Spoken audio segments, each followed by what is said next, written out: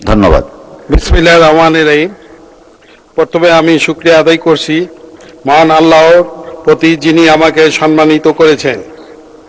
মাননীয় স্পিকার, মহান জাতীয় সংসদে মহামান্য রাষ্ট্রপতি ভাষণের উপর আনীত ধন্যবাদ প্রস্তাবের কথা বলার সুযোগ দেওয়ার জন্য আপনাকে ধন্যবাদ। বক্তব্য শুরুতেই গভীর শ্রদ্ধা ভরে স্মরণ করছি স্বাধীনতার মহান ঘোষক শহীদ রাষ্ট্রপতি জিয়াউর রহমানকে। শ্রদ্ধা ভরে স্মরণ করছি দীর্ঘ গণতান্ত্রিক আন্দোলনে আপসীন নেত্রী, তিনবারের প্রধানমন্ত্রী, শত নিপীড়নে সহ্য করার পরও যিনি আমাদের ছেড়ে যাননি, সেই প্রিয় নেত্রী মরহুমা বেগম খালেদা জিয়াকে। শ্রদ্ধা ভরে স্মরণ করছি ৭১ বীর শহীদদের। স্মরণ করছি গত ১৭ বছর ফ্যাসিবাদ বিরোধী আন্দোলন করতে গিয়ে বিএনপি এবং এর অঙ্গ সহযোগী সংগঠন এর যে সকল নেতা কর্মীবৃন্দ হত্যা, গুম, ক্রস ফায়ার শিকার হয়েছে। শ্রদ্ধা ভরে স্মরণ করছি ২৪-এর আন্দোলনে নিহত সকল শহীদদের। সমবেদনা জানাচ্ছি আন্দোলনের আহত সকল জুলাই যোদ্ধা এবং তাদের পরিবারের প্রতি।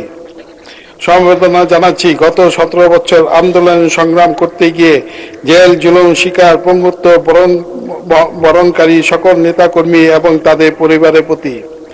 মাননীয় স্পিকার, কৃতজ্ঞতা প্রকাশ করছি বিএনপি চেয়ারম্যান ও মাননীয় প্রধানমন্ত্রী জনাব তারেক রহমানের প্রতি, যিনি আমার উপর আস্থা রেখেছেন এবং আমাকে দল থেকে ঢাকা ৭ আসনে মনোনয়ন দিয়ে এই মহান সংসদে আসার সুযোগ করে দিয়েছেন।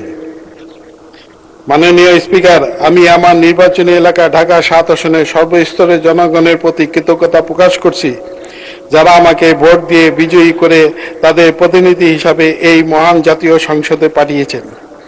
মাননীয় স্পিকার, আমার নির্বাচনী আসন ঢাকা ৭, লালবাগ, চকবাজার, বংশাল, কোতালী এবং কামরাঙ্গীচর। এই অঞ্চলের সামান্য কোনো উন্নয়ন যদি হয়ে থাকে, সেটি বিএনপি সরকার আমলে হয়েছিল।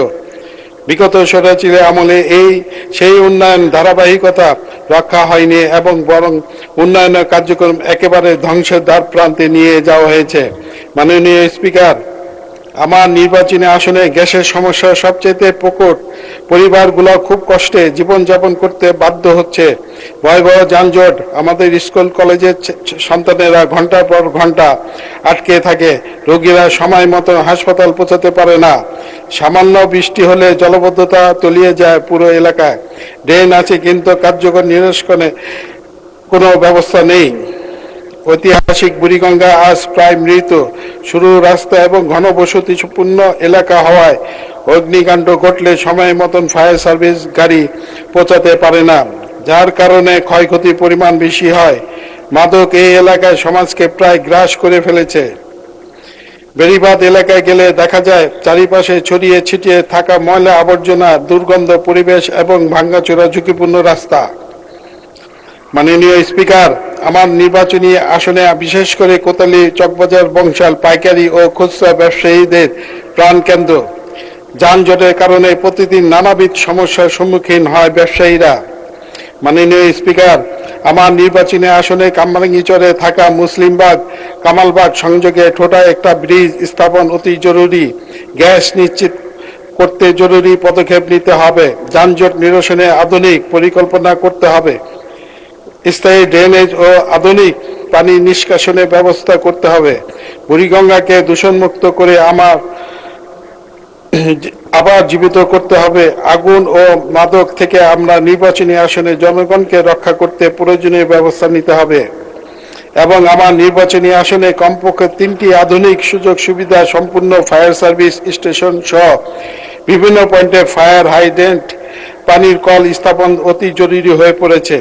মাননীয় স্পিকার, লালবাগ, চকবাজার, বংশাল, কোতালী এবং কামরাঙ্গীচরে নতুন বা পুরাতন ঐতিহ্যবাহী যে কোনো 3টি কলেজকে সরকারিভাবে অনার্স পর্যন্ত উন্নীত করা অতি জরুরি।